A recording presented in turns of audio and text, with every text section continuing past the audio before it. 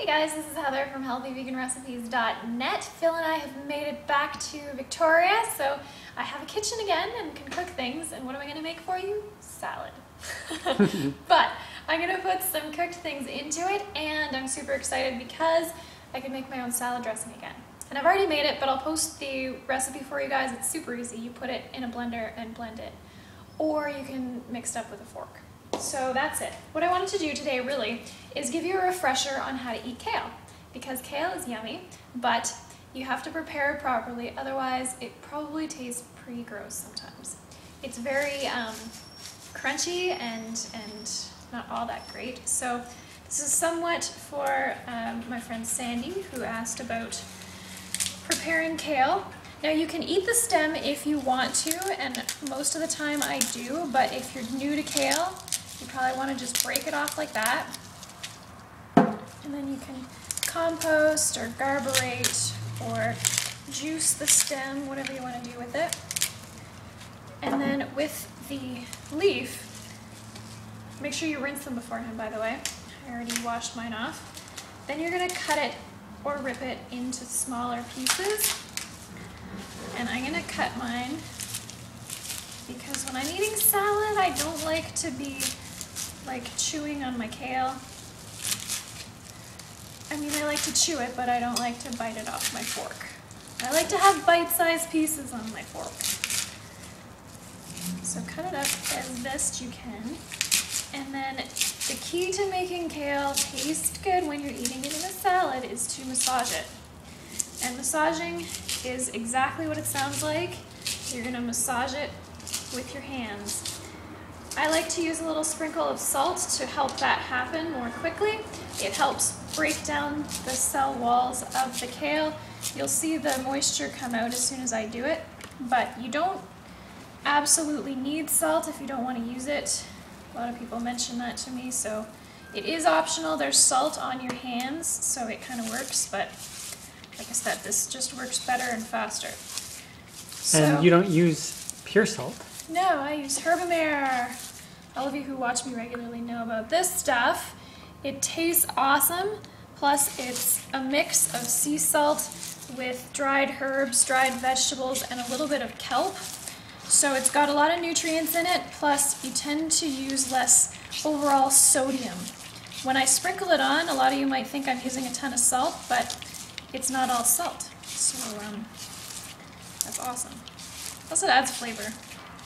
Not in the tiny quantity I put on this kale, but there is some in the salad dressing. So I don't know if you guys can see this on video, but the kale has gotten to look really moist and the color green changes. So it's a deeper color green.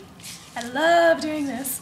It just makes me so excited to see the kale changing color and texture, and the smell comes up and hits your nose. It's really nice. So there's the kale. That's going to be the base of our salad. I'm also going to put some lettuce in there. So I'm just going to throw that into the salad bowl. And then I've got a few veggies chopped up and ready to go. I've got some cucumber, some cherry tomatoes, some yellow pepper, some green onion, and some green beans that were steamed last night and left over. So another idea to put in your salad is vegetables that you cooked the night before. They add a nice texture and just get you a little bit more interesting. So you can toss them together a little bit, and then to make it filling, for lunch I often add bean dips or marinated beans. This is a hummus that my mom made with some spinach in there, so even more greens than the kale.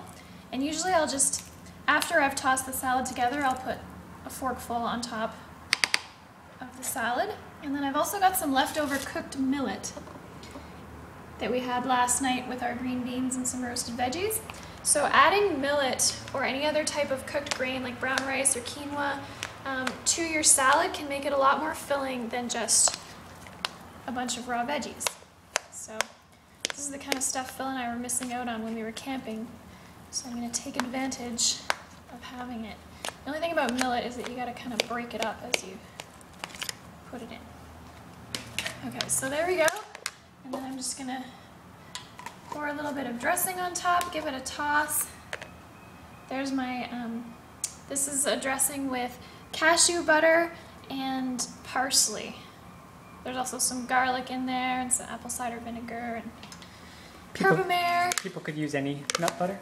Yes, you can use any nut butter. My mom just tried buying some cashew butter for fun, so I thought we'd put it in the salad dressing. Normally I use sunflower seed butter. Almond butter works really well too. You could use peanut butter, but the flavor would kind of overpower the dressing. Okay, so there it's all tossed, and then on top I just put a little bit of hummus, break it up a little bit, and there we go, yummy salad. And that is what Phil and I eat on a very regular basis, so I hope you enjoyed that, and I will post the recipe for the dressing, and I'll try to get the recipe for the hummus off my mom, but basically it's hummus with some parsley and spinach blended in there. And that is it for today. I'm gonna go eat this, and I'll see you guys again soon.